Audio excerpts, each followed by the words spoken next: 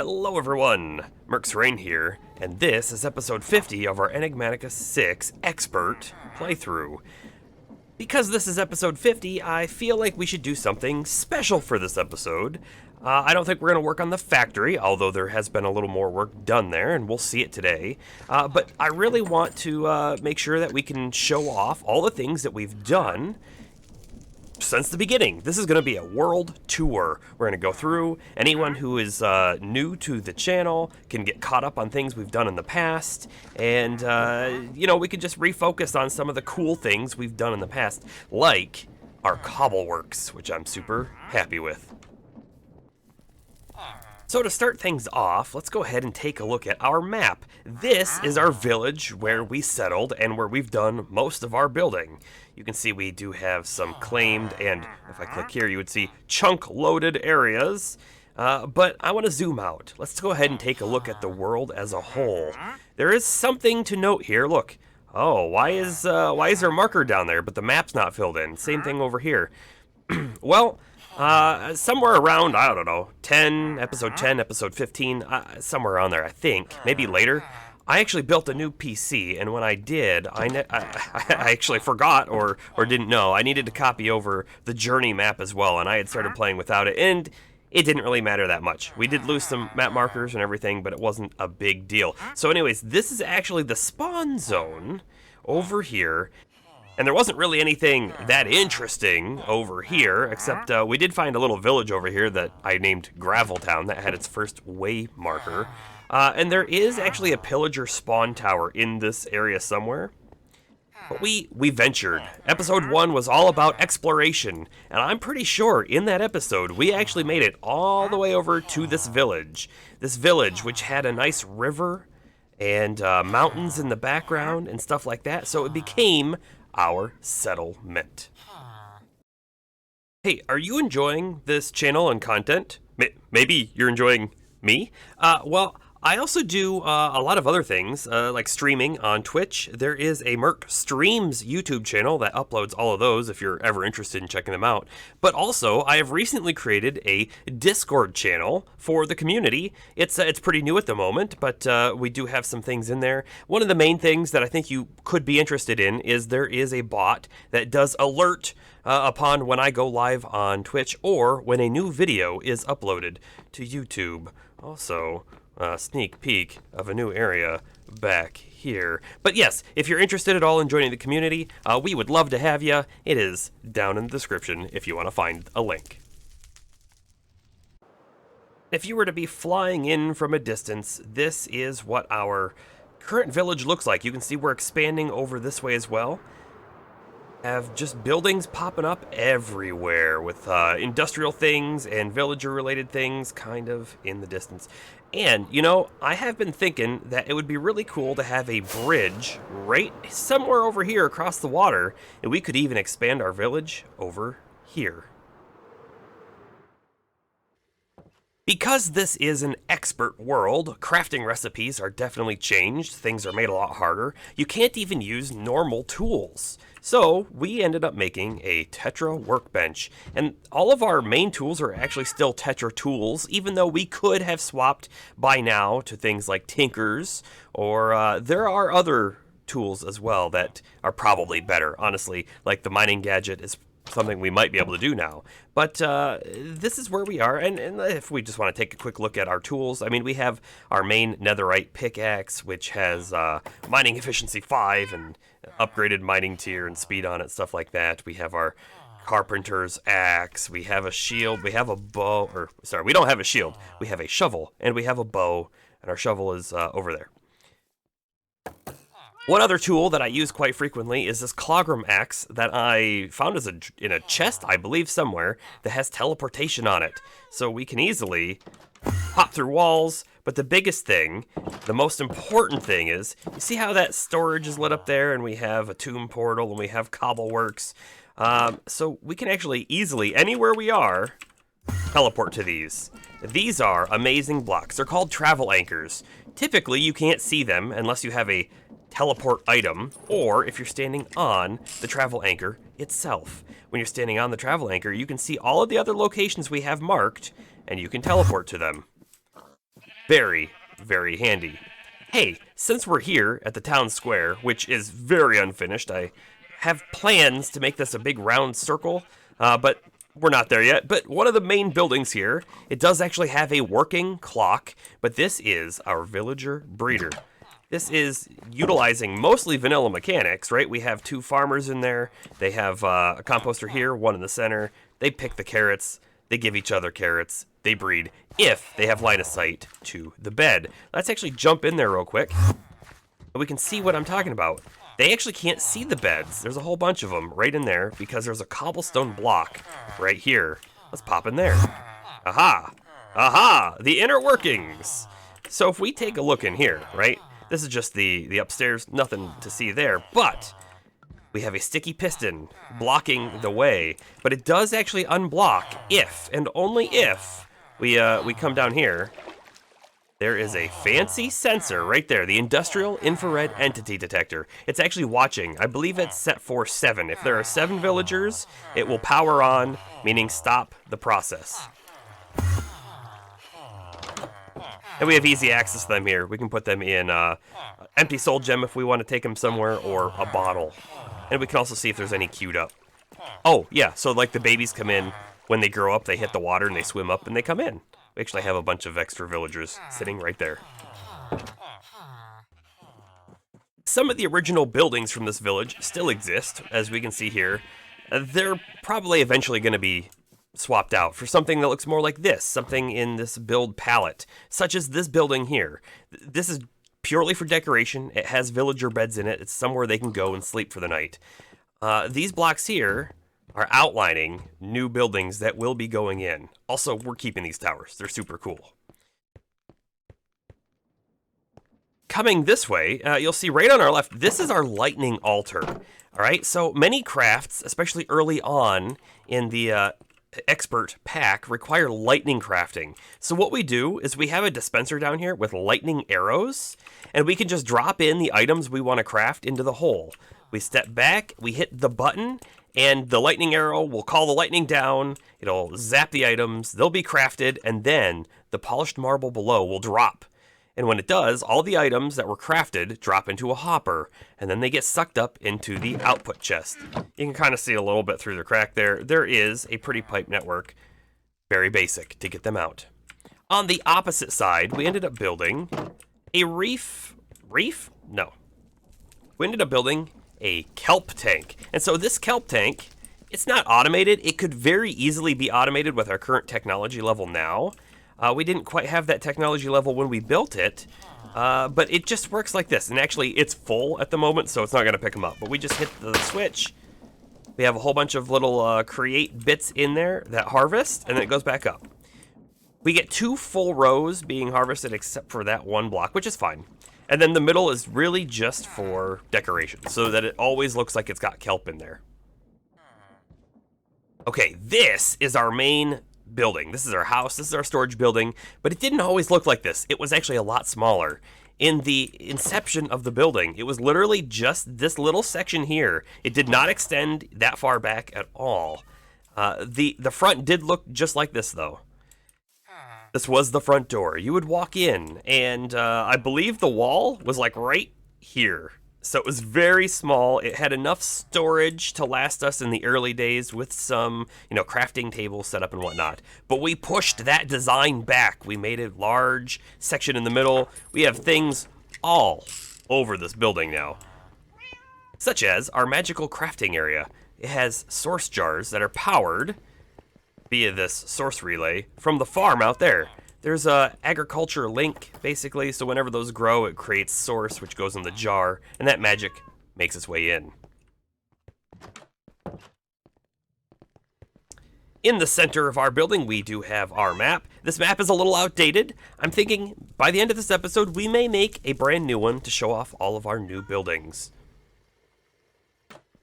Another really nice transportation block, right? So like the travel anchor, there's actually another one called elevator. It's just an elevator block from the elevator mod. When you stand on them, if you hold or if you tap shift, you will go down a floor if you have another elevator there. And if you hit the space bar, you will go up a floor. So let's come down here and take a quick peek. This is our basement. This is where all of our machines are set up. Not all of our machines, a lot of our machines. These machines are mostly manual. We can drop items in the bottom and it will process them and then suck them back up into the system. Which, let's look at the system. The system is currently a refined storage system. The old system was a pretty pipe network, which we can still see a lot of the pretty pipes in there. They still have all their filters and everything on them. However, for the most part, they're not used anymore. Any of the items that come in, they come into this barrel here, which has, on the back, a refined storage importer.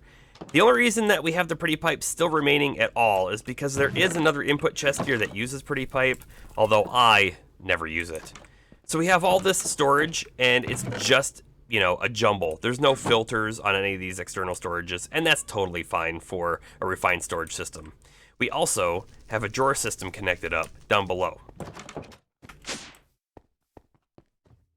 Look at our refined storage controller. It's over here, and the drawer system is in the back. Aha! This one drawer controller actually connects to those drawers that are up top as well. But this is where we started putting anything bulk, anything we had a lot of. Like, look, we've got 7,051 ender pearls. So we needed large storage just to hold them. So there they are. Down here in the basement, we also had some very initial growing operations that were very manual. Continuing in the basement, I want to show you this back room. We did some bee things in here. You know, I think we may have actually done something else in this room originally as well, but I can't quite remember that. But this door here leads back to a spawning area. So this redstone, all it does is it turns on lamps. Hey, look, we got a scientist way back here. This guy's stuck. I was actually looking for him. We got two back here. Okay, you know what? You guys can stay back there for the time being. All right, let's see. What does the spawning area actually connect to? Down here. Yeah, you know, this lever did something in the past. It doesn't do anything now.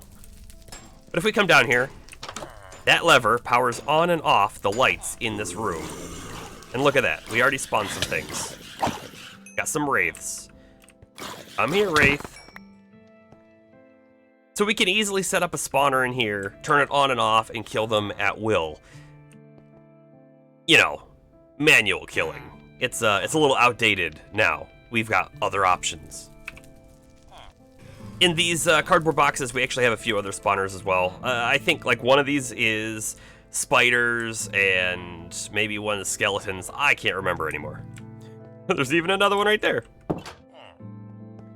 Coming out of the spawner, though, we have a cool room down here. So this is actually a ravine. It just looks cool, so we left it open. But this is our foundry, and our foundry melts down blazes. We have a blaze spawner up top. They spawn. They're not super fast, but they always spawn. We did configure it to never stop, basically. We take a look. It's powered by the blazing blood that comes from the blazes themselves. When they die, they produce the blazing blood, which we pump out of the side directly into the fuel gauge, and then any extra goes over here into a Mekanism structural tank, which 479 buckets of blazing blood. It's not fast, but it suits our needs. We don't need a whole lot of the blazing blood yet. However, we do have some plans. I think we're eventually going to speed this up, and we're going to try and use them for power generation. These thermo generators from Powah, the way that they work is if you have a heat block and a cold block on either sides, it will use the temperature differential to generate power, and we should be able to convert all of this blazing blood into a very hot block, or maybe it even could be a liquid. I'm not sure yet. And then we have, from a different location, some sort of ice blocks being made. How is our current system powered, you might ask? Well, let's go ahead and take a look at what's happening. We have logs constantly filtering into this redstone furnace, and all it's doing is pumping out charcoal. The charcoal actually keeps up with our current demands. However, refined storage in the expert pack is very expensive. Let's actually take a look.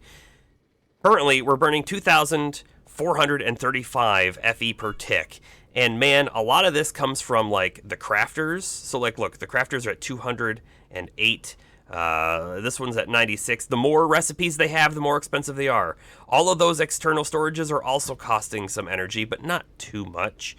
Importers, cables even cost power. So, if we really wanted to expand our refined storage system, which may happen, but we have alternate plans in the works, we would need a lot more power, which is something we're going to need regardless. So, if we come back and take a look at our charcoal, it's going into a furnator. We could actually turn these into charcoal blocks and then burn them. It doesn't matter too much. This is just powering our system. It goes into a battery, and then the battery outputs to all the machines. Let's go ahead and look at our system back here. Here are the logs. They're coming out. We'll show the tree farm right after this. However, it's good to note there is a light block above. So, what's going to happen is, once this drops so far, and in fact, we're going to simulate this right now. If I take out a couple stacks, it's going to say, oh no, we're running low on logs. We better run the tree farm. That's what this is doing. Let's see if we can get out there to show it. And I'm going to sleep real quick. Okay, so we have the light on out here too. This is a separate light, but it just indicates that the system is now turned on. And when the system's on, it does wait a short period of time. I think it's like 200 seconds is what I have it configured for, but it's going to wait, and then this is a create contraption that will get powered. And when it does, it's going to move along on the rail, and all it's going to do is it's going to chop the trees down and then replant the saplings behind it. Got a new tree growth right there. We'll see this work in just a moment.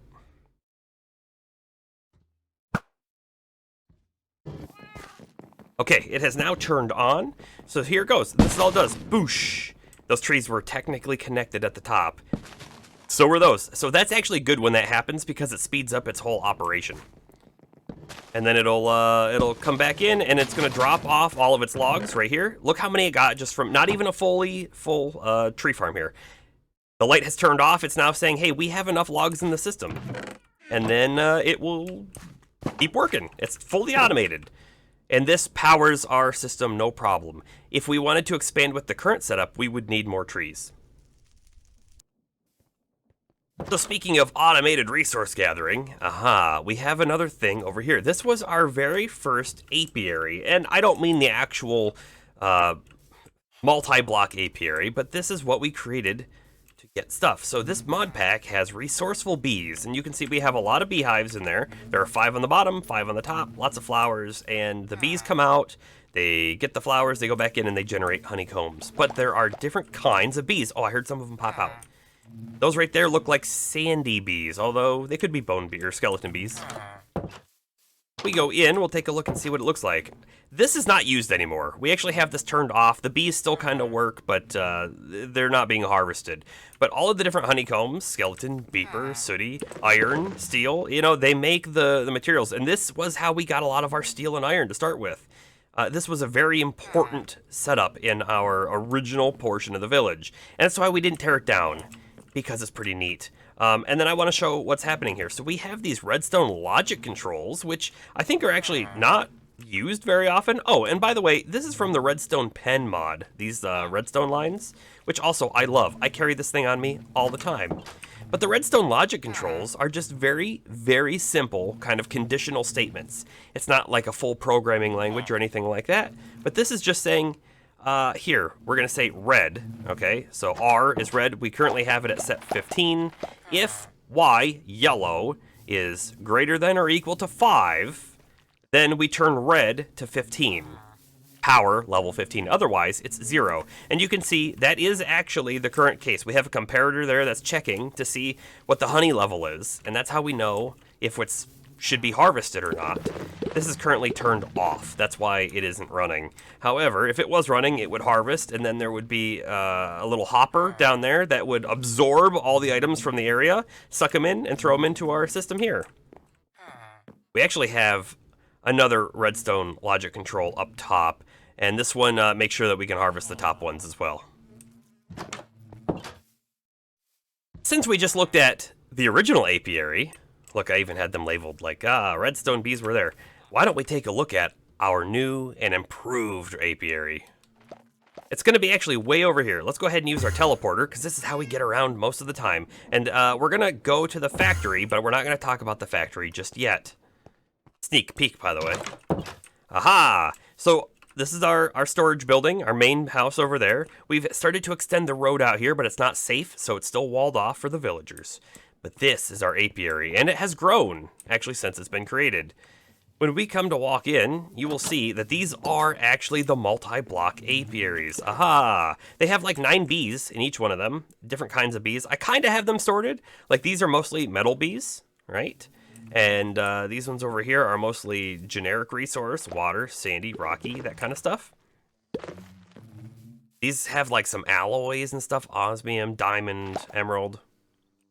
Anyways, here's all the storage for that, and this is fully automated as well. Whenever the bees go in and then they pop out, they generate stuff, and the stuff goes down into the pretty pipe system, which hits a drawer controller and sorts all of this. Now, we are in the process of making this a little better. You can see we have more drawers in the back, not quite the furthest back, and actually not all of these apiaries are being used. There's nothing in this one, that one, that one, or... Oh, no, we do have a little bit in this one. We have 4 bees. That's right. Right there. When we want materials, let's say, for example, hey, we need glowstone, right? We can take a glowstone honeycomb. We'll take one and show it off. We can come over to the centrifuge and throw it in. This centrifuge can take those individual honeycombs or a honeycomb block, which is 9 honeycombs, and then it just outputs everything over here.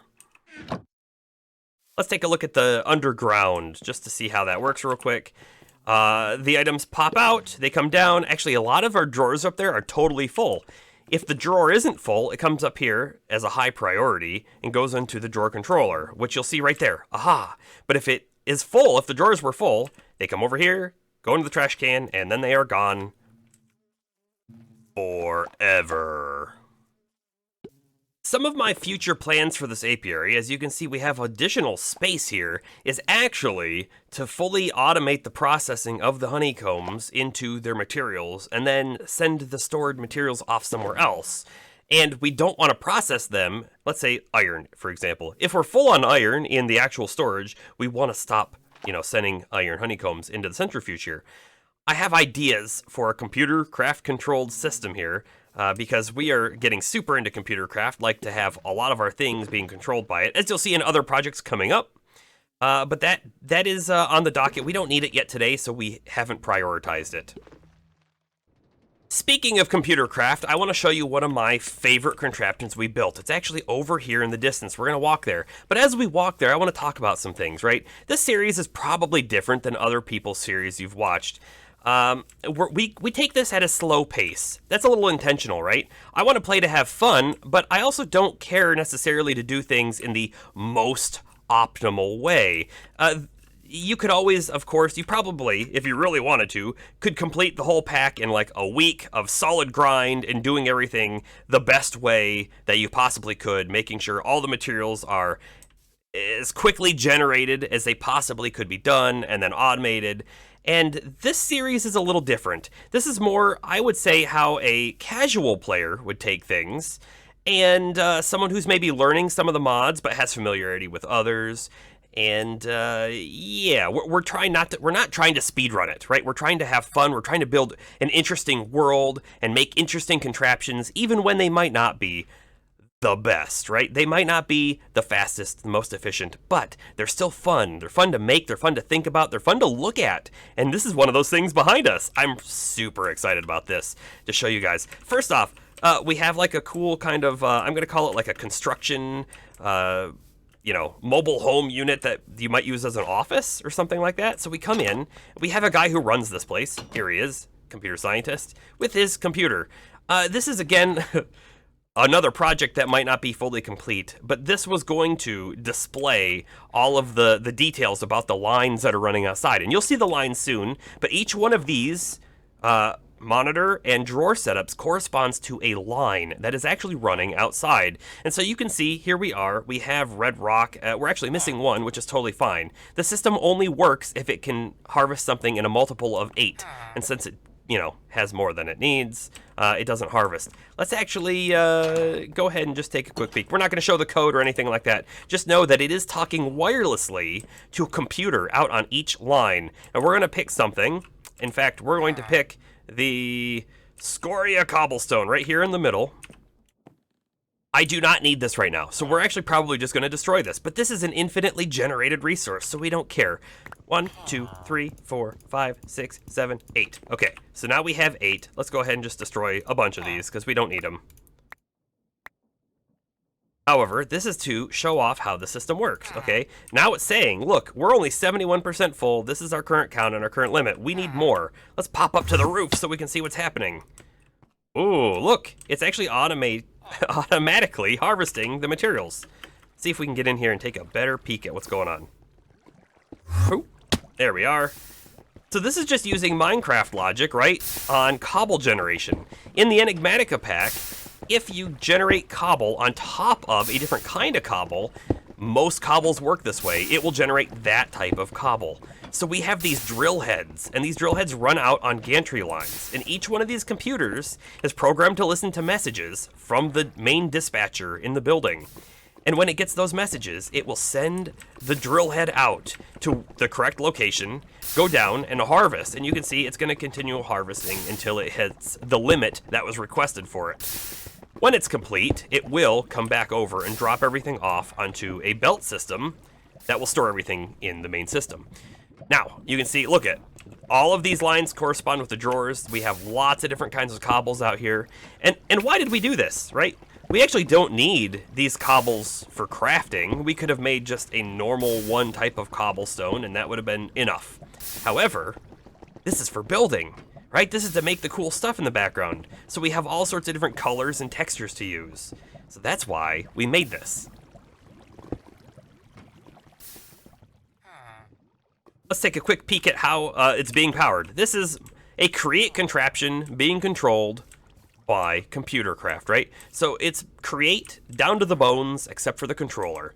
So here we are. This is a simple way to speed up your create contraptions. You do a big gear to a small gear, right? The small gear is basically turning 2 times faster. Actually, it may be 4 times faster. I don't quite remember. But we do this a couple times. You go up to basically your limit on how much stress you have. We can come over here. This is how we're generating it. I've created a wind turbine, and I kind of wanted something that looked bigger and curved, not your typical windmill. So this is the design we came up with, and all it does is it routes the power down. The power down gets routed over. Yeah, we'll probably fill this in one of these days. Maybe. Speaking of things that were fun to do, right, but don't serve a huge purpose, look at this. We created a Tinker's Smeltery building. So this building actually, over here, is mainly for show. It's got some villager beds in it as well, like we do for other villager buildings. But this is actually usable, although we don't actually use it for any of the Tinker's tools. We created this at one point so that we could... Do we have any in there still? Molten netherite. So we could smelt down netherite items and get the netherite out. We will eventually do netherite bees. I think they're a thing in this pack, and then we won't ever need to do that again. I'm sure the smeltery will come in handy again in the future, but this was mostly a fun project, right? It didn't have a huge purpose. I mean, we did use it, but it wasn't necessarily needed. On the other hand, something that was drastically needed, desperately needed, if you will, is this large building over here. This is our manual create building. And actually, again, right, we could have easily done this out in the open, not made a cool building, but building's half the game, right? So here we are. Let's go in and take a look. We have a couple structural engineers in here. They give treated wood planks. This is the main point of these guys. You can also get some concrete and stuff off of them.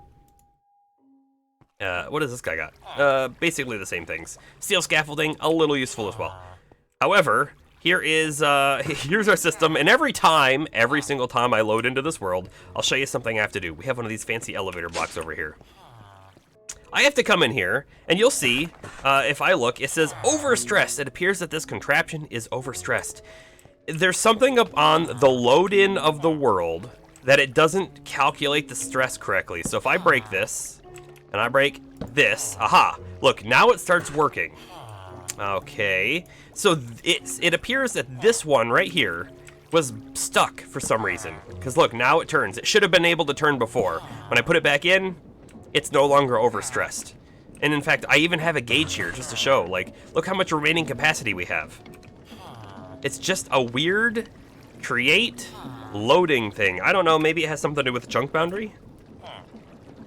It could, maybe, right? But this whole thing is inside like a single chunk, so you wouldn't think that's the case. But down here, we have a very simple wash and smelt station. We also have, in our basement, our creosote tank.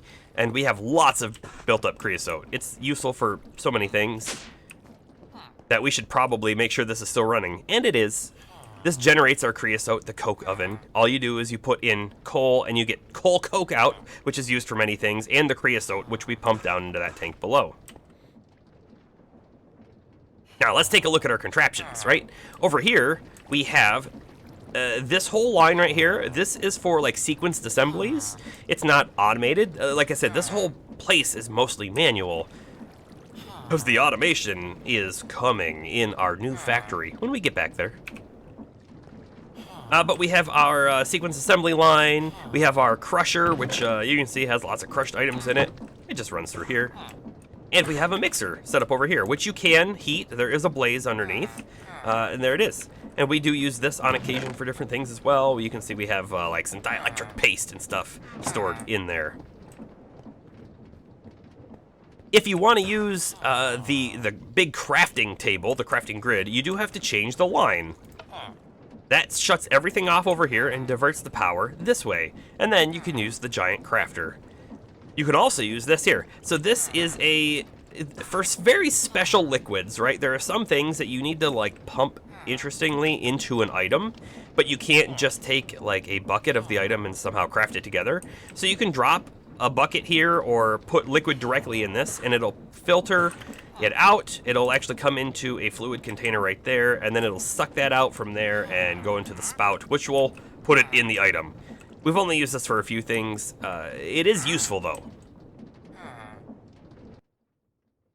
This Create building, the first of our industrial sort of buildings, has inspired the design for some of our other buildings. Like this one over here. This is our Pneumatic Craft building.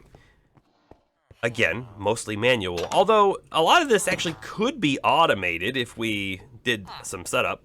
But this is our pressure chamber. Put items in here. They get pressurized. They come out over here. We have a simple liquid compressor over here running refined fuel that we have manually created in the basement of our main building.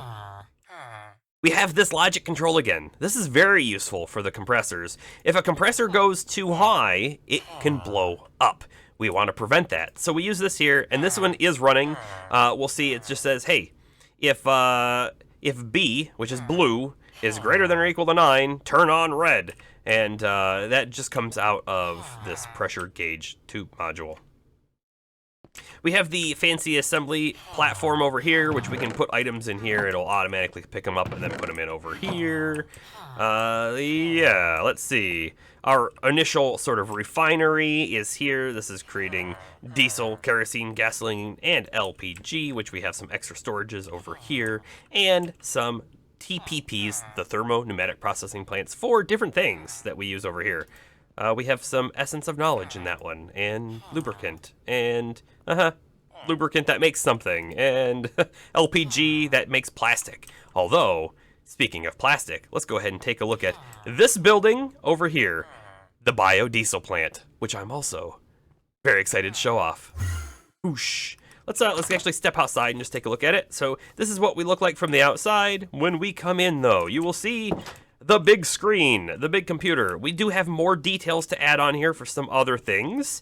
With some of my more recent experimentation with monitors in a different project, we may add some buttons for like manual shutoffs and that kind of stuff. But here, let's take a look.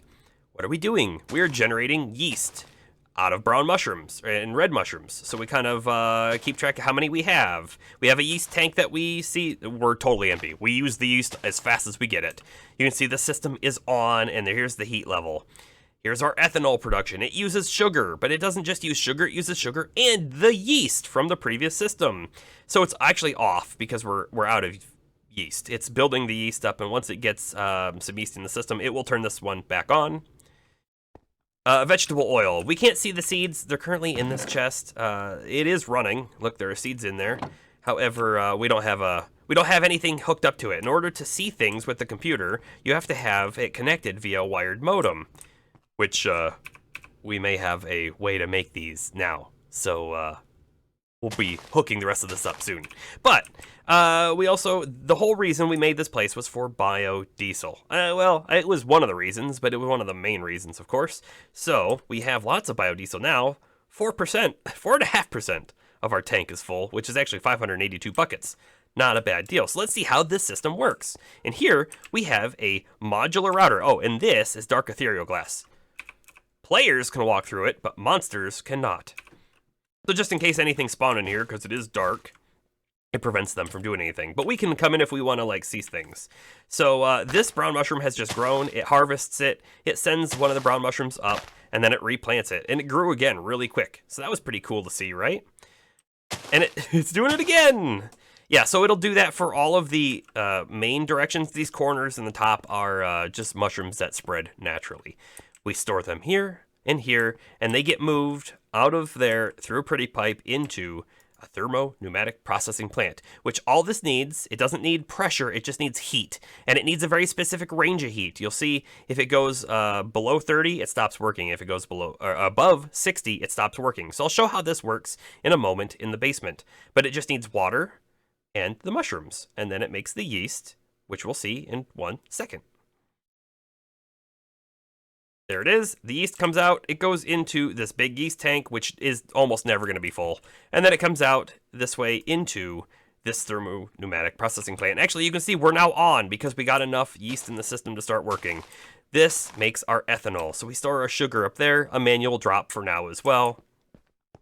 And it comes over into the ethanol, which you can actually see we're building up ethanol. So we have some ethanol in the system. When it needs it, though, it comes over here into a fluid mixer. This needs pressure and not heat, but it mixes the vegetable oil and the ethanol together. And you get an out, like a side item of a drop of glycerol, which eventually we're going to fill up on and we're going to need like the void. However, not yet. This is our seed processor. This uses pressure, not heat. It just takes seeds and that's all it does. And it stores it in here and uses it over here. Finally, this, of course, makes the biodiesel. Aha, biodiesel was created, and it comes out over here, and this is our main storage for biodiesel. You can see even 4.5% is just a very little layer inside the tank itself, even though it is 583 buckets of the stuff. We're also going to create some automation for the next system as well, and that might actually be part of the buttons that go on the computer behind us. But right now, this is a manual thing. If we want to create lubricant, we have a little tiny lubricant tank here because we don't need it for a lot of stuff. But it just takes biodiesel and redstone dust. So that's how you make the lubricant. Aha. This one over here is a lot more important though. Biodiesel plus charcoal will make liquid plastic, which we have 179 buckets of currently. This is the thing that I'd like to actually do more automation for. I don't want to use all of our diesel. We can and will be using this automatically for fueling the liquid compressors in different systems. So we don't ever want to run out of this biodiesel. But it would be nice to get some liquid plastic automation going instead of manually telling it to turn on and off. So let's go ahead and go down to the basement and see how we do some things. Again, this is all computer craft controlled, right? So we have all these wired modems, and these connect up to the tanks to see how much liquid we have, and that informs our decisions on what we should do. But down here, we do fill this liquid compressor with biodiesel. So we're always going to have pressure in our system for the machines that need it. This over here is the manual setup for making the lubricant or the liquid plastic, and there should be a fuel wood heater here. However, I stole it for another project. But this over here is the more interesting part to me, and probably to you. How are we automatically turning on the heat and making sure it's correct for our pneumatic processing plants that need to be between 30 and 60? And it's actually the same. They both need to be between 30 and 60. See? Well, the computer tells it to turn on, see, power 15, power 15. So they're both on at the moment. If it was... they're both off at the moment. If it was power 14, that would actually let a little bit of pressure through. And these regulator tube modules depending on how much redstone they receive, 15 is 0. Don't let anything through. 14 is let a little bit of pressure through. Okay? So, oh, we just swapped. Now we're at redstone 14. The threshold is now 0.3 bar. So we're letting a little bit of pressure through. And then the pressure comes up to a vortex tube, which is heating one side and cooling the other side, connected to the heat pipes, which connect, of course, to our machines. It works in the same way on both sides. So we can say, hey, if we're almost at heat limit, turn off. So we stop heating so it doesn't ever go above. And if we're going to go below, turn it back on. Leaving out of this building, we're going to see the outside. We got some monsters chasing us. That's fine. This is our river district, our river industrial district, and we will be building this up more as well as like the need comes for new buildings in this area. But this started from a need of water, right? So down here we have a create hose pulley that basically pumps infinite water out of the river, as you should sort of expect, right? By the way, all these enemies, when they aggro onto me, they catch fire. Why do they catch fire? Well, we have trinkets, and one of the trinkets in here, enemies targeting you will burn on fire. And another thing that we got early on that makes it so we don't ever have to worry about creepers, creeper targeting you will not spawn an explosion. There's a whole bunch of these things. If you want to see what I'm using, here they are now.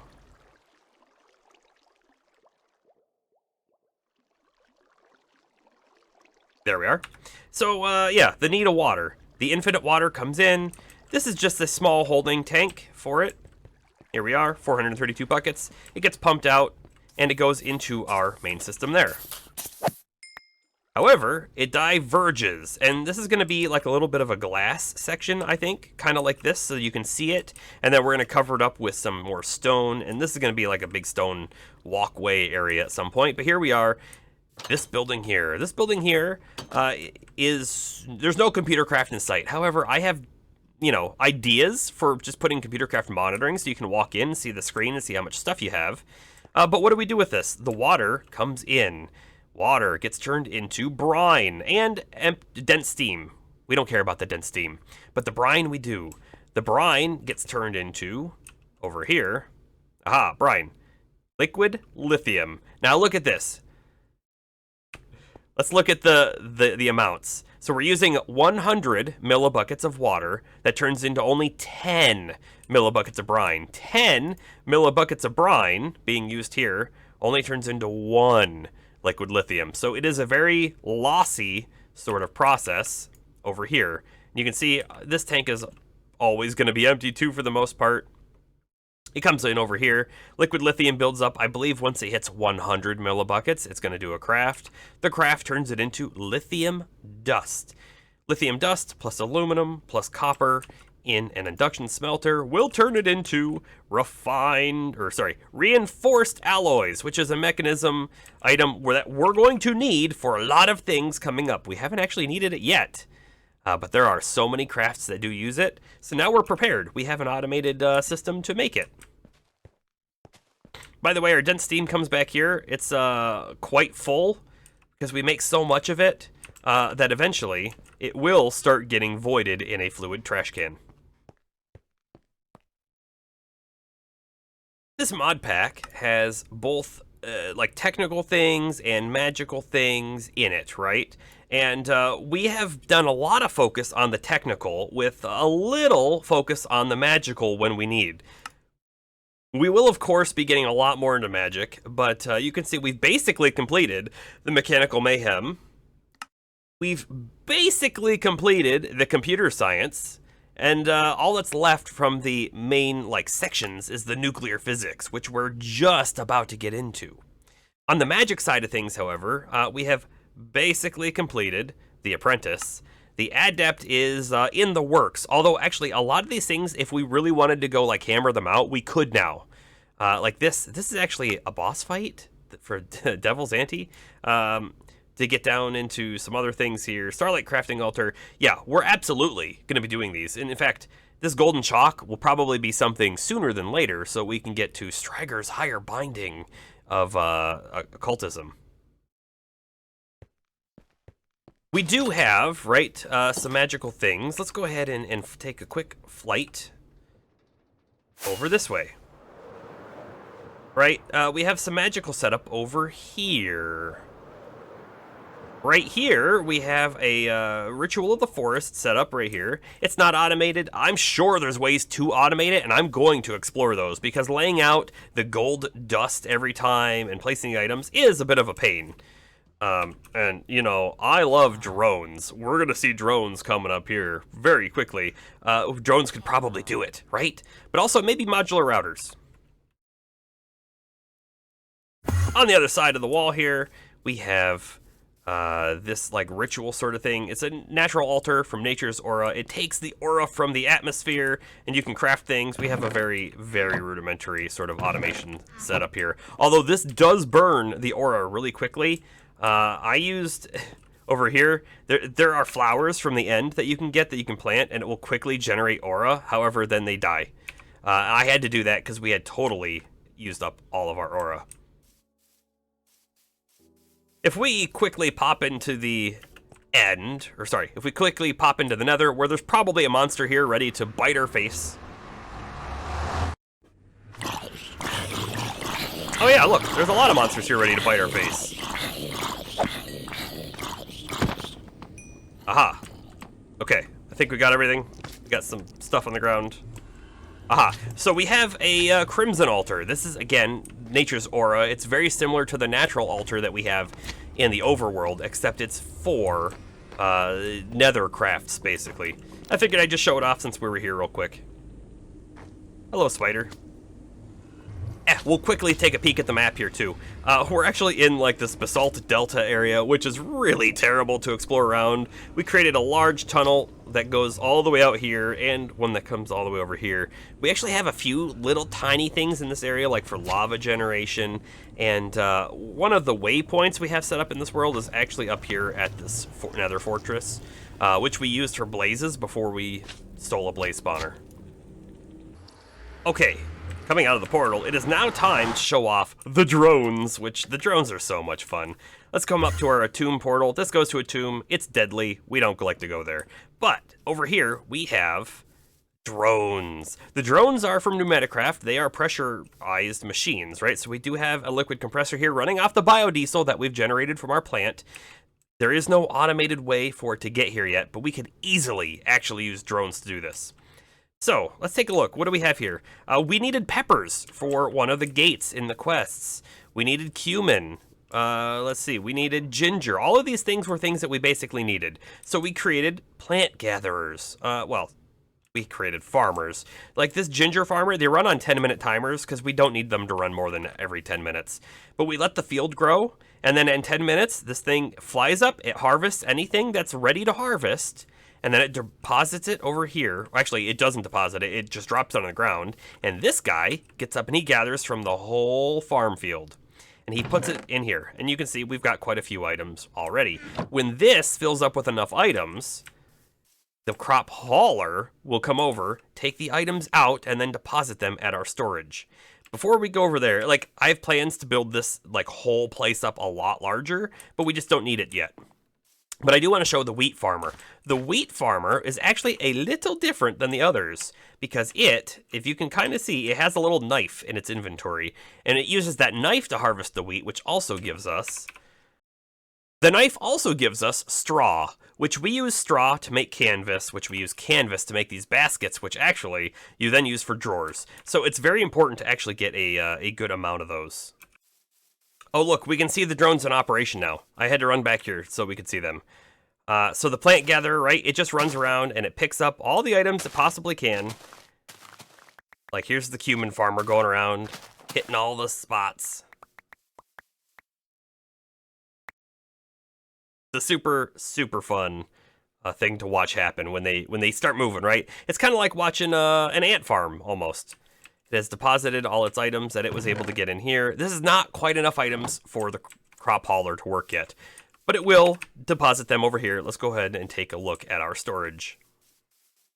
This storage concept was kind of built as like a big outside industrial area, right? I wanted it to look like it was a large hangar almost to store things, and this could be expandable.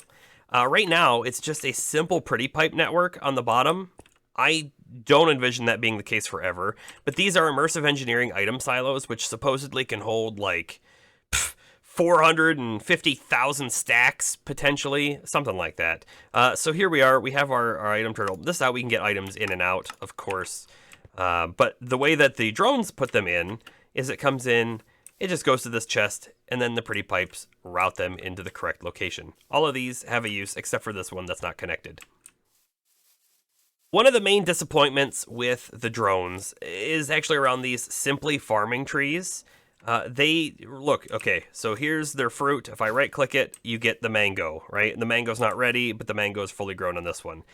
And then these ones have apples and these ones have plums. We needed this for something as well. We ended up manually gathering them. However, I did try to use the drone, and I could never get the drone to harvest the plums or the mangoes. Interestingly enough, though, and I still don't understand this, at one point, we did get the drone to harvest the apples. However, I could never get it to do it again, and then after that whole situation, I was like looking online, seeing how to make it work. It turns out simply farming trees and drones just do not cooperate with each other. Very unfortunate. I was hoping to have a full orchard automated. We still could, using other things like modular routers maybe, or you can do create contraptions, but it sounds like a lot of work for a little bit of payoff. But if it's fun, if we come up with a cool idea, we might do it. This episode is now getting a little long, and if you're new to the channel, this is the thing that you're going to be most familiar with, right? This is our new factory building. And this factory building is an effort, of course, in fun, in something to do that's maybe not the fastest or most efficient, like we talked about earlier.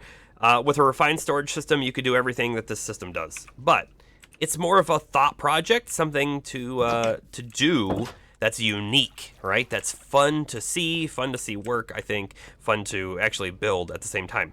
So, this is the intro, the entryway. We have a computer that's actually run the program because it's not running it. And we'll go ahead and craft something. This window, not set up yet. However, we do have some other things that are set up, like the wireless transmitter. Aha! We click here, we get some craft details. There is a little more work I need to do here. You might notice some blinking. Aha. So we're currently redrawing this whole section every 2 seconds, and that's why we're getting the blinking. The blinking's not the best. I'm going to have to do some work on fixing that so that we're not redrawing. We're only redrawing things that need to be redrawn, not everything. However, you can select how many items you want to craft now, and it will update all the numbers. Look, need 12, but we have 48. Let's say we want to make 64 or plus 64, so now we're at 67 required. We don't have anywhere near enough. The execute button's been grayed out. We can't use it. Aha, let's go back. And let's just say, go ahead and craft 1. So we hit execute. It will actually send the items from the storage room here in the back. Oh, looks like we have an eclipse. Fun. The storage room. Uh-oh, we got little baby zombies. But here we are. I'm going to come up this. The system automatically sent everything over here, and our create. All of this is create components, create machines, right?